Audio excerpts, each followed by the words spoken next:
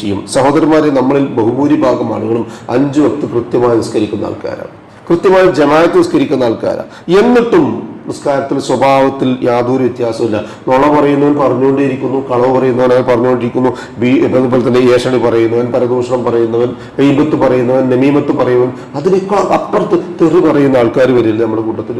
കർമ്മത്തിലോ കളവ്, ചതി, വഞ്ചന തുടങ്ങി നീണ്ട നിര ഇപ്പോഴും യാതൊരു കുറവുമില്ല. ധാർമ്മിക രംഗത്ത്, സ്വകാര്യ ജീവിതത്തിൽ വളരെ മോശമായി ജീവിക്കുന്ന ആൾക്കാർ, സദാചാരത്തിൽ പല പ്രശ്നങ്ങളുള്ള ആൾക്കാർ, ആന്തരികവും ബാഹ്യവുമായി ശുദ്ധിയില്ലാത്ത ആൾക്കാർ.